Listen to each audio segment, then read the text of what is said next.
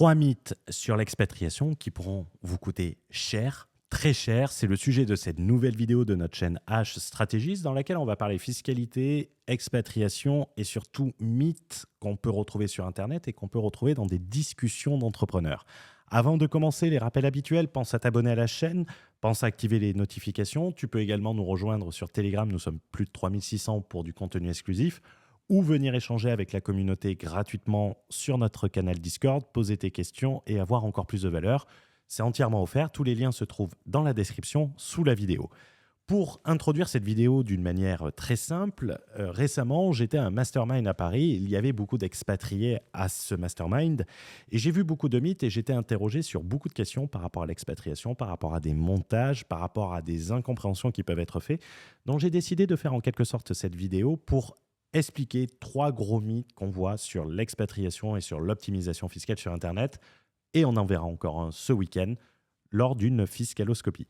Ils ne vont pas être listés par ordre d'importance car en réalité, ils sont tous importants. Et si tu en vois un autre ou un sur lequel tu as un doute, n'hésite pas à mettre un commentaire, j'y répondrai personnellement et ça fera peut-être une deuxième édition à cette vidéo. Avant de commencer, un petit rappel, tu as une formation entièrement offerte sur l'expatriation et la fiscalité internationale. Tu trouveras dans la description en haut à droite de la vidéo pour t'inscrire gratuitement à Expat Strategic Pro, qui est un programme entièrement offert sur l'expatriation et la fiscalité internationale qui te permettra d'avoir énormément de valeur et ce, entièrement gratuitement et répondre à de nombreuses questions. Donc, n'hésite pas à t'inscrire, c'est entièrement offert. Rentrons maintenant dans le vif du sujet avec une présentation rouge vive avec le premier mythe, le fameux mythe des 183 jours et se limiter à ces 183 jours concernant une expatriation. Les 183 jours, quoi qu'on dise, c'est un des mythes qui est le plus persistant sur Internet sur l'expatriation. Par exemple, lors de cet événement à Paris, on me disait tout le temps « Oui, non, mais je passe plus de 183 jours en dehors de France et je passe moins de 183 jours en France. » Pour être expatrié, il suffit dans la pensée collective de passer plus de 183 jours dans un pays étranger et moins de 183 jours dans son propre pays, que ce soit la France, la Belgique, l'Espagne ou la Suisse. Et surtout, y penser d'une manière binaire. C'est-à-dire, il faut absolument que j'aille là-bas et que je fasse le contraire ici. Et je vais te l'expliquer d'une manière vraiment très simple et le plus simplement possible avec cette règle des 183 jours, notamment dans ton pays d'expatriation. On va essayer de diviser les deux, pays d'expatriation et pays d'origine. Les 183 jours dans ton pays d'expatriation, pour devenir résident fiscal d'un autre pays, tu n'as pas besoin forcément de passer plus de 183 jours dans ce pays. Ça dépend des pays. Certains pays vont t'obliger les 180 jours. C'est notamment les 183 jours. C'est notamment le cas de la Thaïlande, par exemple, qui t'oblige de passer 182 jours. C'est notamment le cas de l'île Maurice, qui t'oblige de passer 182 jours, mais qui va diminuer le nombre de jours au fil des années. Mais dans d'autres pays, tu as des conditions alternatives et dans le cadre de la mise à jour du Borderless V4, on se rend compte que 80% des pays peuvent permettre d'être résident fiscal, de remplir les conditions de résidence fiscale sans passer 183 jours dedans. C'est-à-dire que tu peux être résident fiscal de ce nouveau pays, obtenir un TIN, un Tax Identification Number, ou NIF en français, numéro d'identifiant fiscal. C'est généralement demandé lorsque tu ouvres des comptes en bourse, des comptes bancaires, et avoir le certificat de résidence fiscale qui prouve que tu es bien résident fiscal pour l'année en cours ou depuis une certaine date, ça dépend des pays. Il faudra remplir les conditions de résidence de ce pays tout au long de l'année et également pouvoir opposer sa résidence. Très important de faire une distinction entre obtention et opposition. Pour ceux qui rejoindront Expat Strategic Pro, j'explique que obtenir une résidence fiscale, c'est 10% du taf. Faire en sorte de pouvoir l'opposer, c'est 90% du taf. Et c'est ces 90% qui t'assurent une certaine forme de liberté. Au cas où un deuxième pays te considère résident fiscal, car si tu n'as pas besoin de passer 183 jours dans un pays d'expatriation, comme par exemple l'Estonie, comme la Bulgarie ou d'autres pays, tu n'as pas non plus besoin de passer 183 jours en France, en Belgique, pour être résident fiscal. C'est-à-dire que tu peux passer que 60, 90 jours par an et tout de même te retrouver résident fiscal en France ou en Belgique. Le corollaire de cette règle s'applique dans l'autre sens, toujours y penser de manière binaire. Tu n'as pas besoin de passer 183 jours en France pour être considéré de résident fiscal. C'est-à-dire qu'en passant dans certains cas 60 à 90 jours en France, la France peut entièrement te considérer de résident fiscal français. Et si tu n'as pas mis des stratégies en place sur l'opposition de ta résidence fiscale et le blindage de résidence sur lequel je vais revenir, tu auras du mal à opposer ta résidence fiscale à l'étranger. Et si tu es résident fiscal d'un autre pays, c'est là que ce blindage de résidence dont je parle sur d'autres vidéos rentre en jeu. C'est là que la stratégie sur ton expatriation s'appuie pour garantir ta liberté. Car, quoi qu'on dise, tu devras mettre en place des choses dans le pays dans lequel tu t'es expatrié et éviter de mettre ces choses dans le pays dans lequel tu ne veux pas être résident fiscal. C'est très important et c'est toute une partie entière qui prend plus de 2 heures à expliquer. Donc, ce n'est pas quelque chose de léger et c'est souvent des petits détails. Il suffit que tu oublies un petit détail pour que toute ta stratégie tombe à l'eau. Pour s'expatrier, il ne suffit donc pas seulement de passer plus de 183 jours en dehors de la France. Lorsque tu veux t'expatrier, il ne suffit donc pas de faire tes valises, de ne plus passer 183 jours en France ou en Belgique. Pour s'expatrier, il faut que tu déplaces ton domicile fiscal à l'étranger.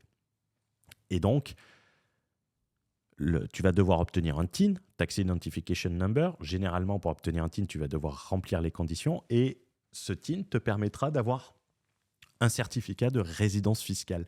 Par exemple, j'ai vu des perpetual travelers partir de France et dire « Ouais, c'est bon, j'ai quitté la France, je passe moins de 183 jours en France et je passe moins de 30 jours dans d'autres pays puisque je fais que voyager des nomades digitaux. Je suis résident fiscal de nulle part et je paye aucun impôt. » Ah oui, en réalité, tu es toujours résident français. Vu que cette personne n'a pas obtenu de TIN, qu'elle n'a pas de résidence, de certificat de résidence fiscale, il n'y aura aucun problème pour son pays d'origine de le taxer. Surtout que ces banques continueront de communiquer toutes les informations à son pays d'origine, car cela est basé sur le TIN. Pareil sur Revolut. Quand tu ouvres un Revolut, un N26, on te demande ton Tax Identification Number.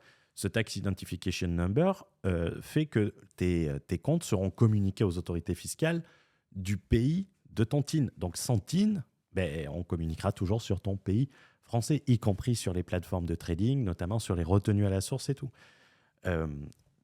Et on considérera que tu es parti pour une durée indéterminée. Et dans certains pays, on parle d'absence sporadique. C'est-à-dire que dans certains pays, on considère des jours de présence, des jours d'absence en dehors du pays pour absence sporadique. Donc on dira, en fait, oui, tu as passé 90 jours à l'étranger, mais nous, on considère que tu es toujours résident fiscal français. Et vu que tu ne pourras rien opposer, tu auras la mauvaise surprise. Passons au mythe numéro 2, le mythe de la société offshore, sur lequel j'ai fait beaucoup de contenu. Je t'en recommanderai quelques-uns à la fin de cette vidéo, ceux que je juge les plus pertinents. Une société offshore permettra d'optimiser ta fiscalité professionnelle. C'est un énorme mythe, puisque une société offshore sans résidence fiscale dans un autre pays ne te permet pas d'optimiser ta fiscalité professionnelle. C'est sûr que si tu tapes « créer une société offshore » sur Internet, tu vas voir énormément de contenu. Tu peux créer une société en Irlande, en Angleterre, en Estonie, à Dubaï, tout en résidant en France, en Belgique ou ailleurs. Cependant, pour bénéficier de la fiscalité du pays, de là où est incorporée ta société, c'est-à-dire pour bénéficier de la fiscalité estonienne, pour bénéficier de la fiscalité irlandaise ou dubaïote, il faut avoir de la substance sur place et il faut que toutes les décisions soient prises sur place. Sinon, ça sera imposé dans ton pays de résidence. Et dans le cas des solopreneurs, dans 99% des cas, pour ne pas dire 100% des cas, c'est ton pays de résidence fiscale qui déterminera la fiscalité de ta société. Pour faire simple, si tu résides en France, mais c'est valable en Belgique, c'est valable en Estonie, c'est valable dans d'autres pays, que tu as une limited irlandaise, on va se projeter sur l'exemple français, ou une OU estonienne, et que tu n'as pas déclaré cette société en France ou dans ton pays de résidence, au travers d'un enregistrement, c'est-à-dire que tu dois faire traduire les statuts de ta société en français, tu dois payer pour enregistrer cette société au RCS, tu dois enregistrer cette société étrangère. Tu fais de la fraude fiscale pure et simple. Même si tu payes l'impôt dans le pays et que tu payes l'impôt sur les dividendes que tu te verses. Et je parle bien de l'impôt sur les sociétés, pas de l'impôt sur le revenu. Je vois trop de gens qui disent Ouais, ouais, non, mais j'ai ma limited en Irlande, je paye tout mon impôt en Irlande et après, je me verse 30 000 euros de dividendes et je paye l'impôt en France sur ce dividende. Tu es en règle d'un point de vue personnel, au niveau de ta fiscalité personnelle, tu es dans l'illégalité au niveau de ta société. Prenons un cas simple et faisons un schéma pour que tu le comprennes le plus facilement possible. Tu es résident fiscal français, tu as créé une limited irlandaise qui génère 200 000 euros de bénéfices sur cette société. Dans ta pensée, tu as cette LTD irlandaise, dans ta croyance, tu vas te dire je paye 12,5% d'IS en Irlande et 12,5% sur 200 000 euros de bénéfices, ça fait 25 000 euros. Tu payes 25 000 euros en Irlande. Je me suis versé 30 000 euros de dividendes. J'ai payé ma flat tax sur ces 30 000 euros de dividendes. Je suis en règle. Ça, c'est dans ta croyance. Et j'ai encore eu un cas hier où la personne est tombée sa chaise quand je lui ai expliqué. En réalité, tu as toujours résident en France, tu as ta LTD dans irlandaise. Cette LTD, tu dois l'enregistrer en France, en Belgique, c'est-à-dire l'enregistrer au RCS. Tu peux aller sur Papers ou société.com et tu tapes Limited et tu vas voir, tu as plein de Limited qui sont enregistrés en France avec un numéro de SIRET. Et tu devras payer l'impôt, tenir une comptabilité aux normes françaises, payer l'IS français, comme si tu avais une société en France. Exactement pareil. C'est-à-dire qu'en fait, tu as créé une société en Irlande pour rien. Bien évidemment, en plus, tu n'auras même pas les avantages de la société française, tu auras les inconvénients de la société française, l'impôt, les taxes, les cotisations sociales et compagnie, sans avoir les avantages. C'est-à-dire que sur ta LTD irlandaise, tu auras soit du Wise, soit du Revolut, ou soit du Fire comme banque qui ne te permet pas de faire grand-chose. Tu payeras 25% sur 200 000 euros, soit 50 000 euros en France, mais tu ne payeras pas d'impôt en Irlande puisqu'il y a des conventions de non-double imposition. Le droit d'imposer cette société qui a un établissement stable en France est attribué à la France, pas à l'Irlande, et c'est un accord entre les deux pays. Donc, en réalité, pourquoi ne pas créer une société française? La question que tu peux te dire, c'est si tu ne le fais pas, tu auras en France ce qu'on appelle une activité occulte. J'ai déjà fait du contenu, tu peux aller chercher sur Google également. Tu seras redressé sur les 10 dernières années. Le fisc pourra remonter 10 ans en arrière. Et aujourd'hui, c'est très facile pour lui. Euh, Si par exemple, tu as créé ta société en 2020, que tu as réalisé la première année 100 000 euros de bénéfices, 200 000 euros en 2021, 200 000 euros en 2022, 300 000 euros en 2023, tu auras payé en Irlande 12,5% sur 800 000 euros de bénéfices au total, soit 100 000 euros d'IS au fil du temps, au fil des années. Lorsque tu seras contrôlé en France, ils vont remonter jusqu'en 2020, ils vont prendre 800 000 euros. Généralement, ils prennent plus parce que c'est une taxation d'office. Donc, généralement, ils disent c'est ton chiffre d'affaires, c'est ton bénéfice et c'est à vous de prouver que vous avez fait moins. Donc, c'est important. Ils vont appliquer 25% sur ces 800 000 euros. Donc, tu devras payer 200 000 euros d'impôts en France. Mais c'est pas tout. Tu auras des pénalités. Les pénalités sont de 80% pour activité occulte. Tu peux le rechercher sur Internet. Tu auras 160 000 euros d'impôts en plus. Donc, c'est 200 plus 160. Tu devras payer 360 000 euros d'impôts, plus les intérêts de retard, puisqu'ils considèrent que ils t'ont fait une sorte de crédit, vu que tu n'as pas payé l'impôt, mais tu dois donner des intérêts qui sont de 2,4% par an. Donc, allez, tu vas te retrouver à 380, 390 000. À toi de te débrouiller ensuite pour aller réclamer les 100 000 euros que tu auras payés en Irlande. Quand tu diras, ouais, j'ai payé 100 000 euros en Irlande, ben, ils te diront, ben, vous n'aurez pas dû les payer en Irlande, vous avez qu'à demander le remboursement. Et là, bonne chance, ou bonne chance, pour te faire rembourser, parce que c'est un parcours du combattant. Le petit bonus sympathique qui vaut la peine, ça c'est l'upsell en marketing qui apporte plus de valeur que le programme initial. C'est que lorsque tu as une fraude fiscale en France depuis 2017 ou depuis 2018, donc excessivement récemment, qui dépasse les 100 000 euros et que tu as des pénalités de 80% qui sont appliquées, tu obtiens un petit cadeau supplémentaire qui sont des poursuites pénales. Les poursuites pénales peuvent s'accompagner d'une amende jusqu'à 500 000 euros et 5 ans d'emprisonnement. Quand on parle de ça, c'est même si tu payes tout ton contrôle fiscal. Ils te réclament 380 000 euros, tu payes tout, tu leur fais le virement immédiatement, mais après, ton dossier est transmis à la justice et tu passes devant la justice pour fraude fiscale aggravée. Et c'est des peines qui sont portées jusqu'à 3 millions d'euros et 7 ans d'emprisonnement, notamment lorsqu'on utilise des comptes bancaires à l'étranger, l'utilisation d'une société à l'étranger, la domiciliation fictive ou acte artificiel à l'étranger. Ce qui est clairement le cas ici, il ne fait nul doute. Donc, en réalité, prendre autant de risques à l'époque où les informations sont échangées, à l'époque où les administrations fiscales ont accès au registre européen, à l'époque où tout communique de manière automatique, c'est jouer à la roulette russe avec un chargeur avec 5 balles. Mais bien évidemment, tu vas te sentir en sécurité la première, deuxième, troisième année. Et en troisième année, tu ne comprendras pas. À 6 heures du matin, tu auras une perquisition chez toi. Et ça se passe comme ça.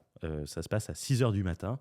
Et on vient chez toi à 6 heures du matin pour prouver qu'il y a bien l'existence d'une activité occulte. Puisque pour prouver une activité occulte, il ne faut pas te prévenir en amont. Donc, si tu as envie d'expérimenter ça et risquer une grosse partie de tes profits, libre à toi, mais au moins maintenant, tu ne pourras pas dire que tu ne connais pas le risque. Et le troisième mythe sur lequel j'aimerais revenir, c'est le mythe de la résidence fiscale versus le permis de séjour, en quelque sorte. J'ai dit droit de résidence, mais permis de séjour est plus attribué. Cette distinction qui doit être faite entre droit de résidence au titre, le titre de séjour et résidence fiscale, elle est primordiale. Sur Internet, on peut voir une confusion entre le droit de résider, le titre de séjour, et la notion de résidence fiscale. On part du principe qu'à partir du moment où tu as le titre de séjour, tu es automatiquement résident fiscal. On peut prendre par exemple les exemples des étudiants. Lorsque tu as un étudiant qui vient, il vient sur un titre de séjour étudiant, il n'est pas pour autant résident fiscal. C'est important de le préciser. En liant les deux automatiquement, cela conduit à des erreurs d'appréciation pouvant se révéler coûteuses à terme. Je vais prendre 2 exemples illustratifs. Et on prendra un short qui a été publié sur la chaîne d'une personne qui a 300 000 abonnés. Dubaï demande 2 jours par an pour renouveler ta carte de résident, renouveler ton titre de séjour, ton Emirate ID. Mais demande, selon la situation, 90 à 181 jours pour délivrer le certificat de résidence fiscale qui prouve que tu es bien un résident fiscal aux Émirats Arabes Unis. Si tu passes 2 jours par an aux Émirats Arabes Unis, comment peux-tu obtenir ce certificat de résident fiscal ? En Andorre, c'est l'inverse. En Andorre, tu n'as pas besoin de passer 183 jours pour être résident fiscal. Tu as une condition alternative. Mais pour renouveler ton titre de séjour, ta carte de résident, il t'oblige à passer du temps. C'est-à-dire que, en fait, pour s'assurer que tu viens de dépenser dans le pays, que tu ramènes de l'argent, sinon, il ne te renouvelle pas ton titre de séjour. Il t'oblige à passer du temps sur place. Donc, distinguer le titre de séjour de la résidence fiscale. Par exemple, je vais te prendre une vidéo, un short qui a été publié très récemment. Dubaï vous considère comme un résident seulement si vous venez 2 fois par an. Comme c'est un hub aérien extrêmement important et qu'en gros c'est une position tellement centrale que dès que vous allez un petit peu vers l'est, c'est très facile de passer par Dubaï. Typiquement si vous faites un voyage en Thaïlande de l'Europe par exemple, le piège dans lequel tomber et que peut-être vous êtes en train de vous dire c'est du coup je peux vivre en Belgique 11 mois par an, venir 2 fois par an à Dubaï et puis je paye mes impôts à Dubaï. Non, ça ne fonctionne pas comme ça. Il faut vraiment qu'il y ait une substance réelle à Dubaï. Donc vous mettez votre base ici, vous louez un appartement ici, vous venez vivre ici quelques mois dans l'année, puis vous pouvez en profiter par exemple pour voyager partout dans le monde si vous êtes un nomade digital, si vous avez une entreprise qui est entièrement dans le cloud. C'est important, si à un moment vous passez plus de temps dans un pays plutôt que ici aux Émirats Arabes Unis, ce pays peut vous considérer comme un résident fiscal. Après, chaque pays a ses propres règles, c'est extrêmement complexe et il faut voir. Je le vois souvent en titre de séjour et quelquefois j'ai des personnes en coaching qui me disent « Ouais, mais je vais passer 2 jours à Dubaï, comme ça je suis résident à Dubaï. » Non, ça ne tient pas. Et on peut le voir, par exemple, sur le site tax.gov.ae, donc les Émirats Arabes Unis, certificat de résidence fiscale à des fins nationales, conformément à la décision du cabinet Naninana pour l'année 2023. Le demandeur est une personne physique ayant passé plus de 183 jours aux Émirats Arabes Unis. Passeport obligatoire, carte d'identité des Émirats, visa de résidence aux Émirats Arabes Unis, si disponible, rapport d'entrée et de sortie de l'autorité fédérale de l'identité et de la citoyenneté ou d'une entité gouvernementale locale compétente. Donc, il y a également pour 90 jours, mais tu vois, il y a une grosse distinction. 2 jours pour renouveler ton Emirate ID, mais par contre, pour avoir le certificat de résidence fiscale, ce qui est le plus important, tu dois passer plus de temps et remplir plus de conditions. Donc, attention à cette distinction, résidence fiscale, titre de séjour. Le contenu que je vais te recommander pour avoir encore plus de valeur et aller plus loin si cette vidéo t'a intéressé, j'avais fait une vidéo 22% d'impôts en vivant en France avec une société offshore. Nous avions fait une fiscaloscopie sur un contenu qui vendait une solution présentée comme légale sur Internet pour t'expliquer comment la taxation des sociétés offshore se passe, que ce soit en France, que ce soit en Belgique ou dans les autres pays. Et on décortique une décision de justice française dans cette décision. Donc n'hésite pas à regarder les marqueurs temporels, comme ça tu auras une vision globale de la taxation d'une société étrangère en France. Et également, comme tu l'auras compris, le mieux pour optimiser quand tu es entrepreneur, c'est de passer par une expatriation. On avait conduit un comparatif expatriation ou s'expatrier en 2024, mais avec une notion capitaliste qui va permettre de comparer les juridictions entre elles avec une notation entrepreneuriale, là où tu peux également économiser des impôts, donc parler en net in the pocket, combien tu payes d'impôts en tout, mais surtout parler d'un point de vue capitalistique, là où tu peux t'enrichir le plus. Et cette vidéo a rassemblé plus de 97% de likes. C'est pour te dire la valeur qu'il y a. On parle de je pense qu'on fait une liste de 15 pays qu'on compare entre eux avec des éléments entrepreneuriaux. En guise de conclusion, car il n'est de si bonne compagnie qui ne se quitte, je vais la faire courte. Ce sont des mythes qui reviennent le plus souvent. Ce sont des mythes que j'ai vus beaucoup lors de cet événement à Paris. Je salue notamment un entrepreneur qui m'a dit « Oui, je suis expatrié, mais c'est bon, je passe plus de 183 jours en dehors de la France. Je vis au Portugal et pour optimiser mes impôts, j'ai créé une LLC aux États-Unis. » C'est des choses qui peuvent te coûter très, très cher. Donc, fais en sorte d'éviter ces mythes. Et quand c'est trop beau pour être vrai, c'est que ce n'est pas vrai, tout simplement. Si vous voulez que j'en regarde d'autres, n'hésitez pas à me les dire dans les commentaires. Ce sont ceux qui sont revenus le plus souvent. Et ça me fera l'occasion de faire une deuxième édition de cette vidéo, voire même mettre plus de mythes. Donc, n'hésitez pas à utiliser les commentaires. C'est moi qui réponds à tous les commentaires sous la vidéo. Retenez que votre business est la colonne vertébrale de votre liberté financière. Vous ne voulez pas prendre de raccourcis dessus qui pourraient l'anéantir. C'est un peu comme si demain, vous partez avec une voiture et pour faire des économies, vous avez acheté des pneus qui étaient complètement usés. Vous partez avec votre famille. C'est prendre un raccourci pour faire quelques économies qui peuvent se révéler fatales. Je vous souhaite une bonne journée, je vous souhaite une bonne soirée. N'oubliez pas le petit pouce pour le référencement. Cela ne vous coûte rien, mais cela nous aide énormément et je vous en serai reconnaissant. N'hésitez pas à partager dans vos communautés parce que visiblement, il y a beaucoup de mythes qui peuvent conduire des gens à se croire dans une situation d'égalité et tomber de très très haut le jour où ça leur tombera dessus. Je vous souhaite une bonne journée, une bonne soirée. À très vite. Ciao, ciao.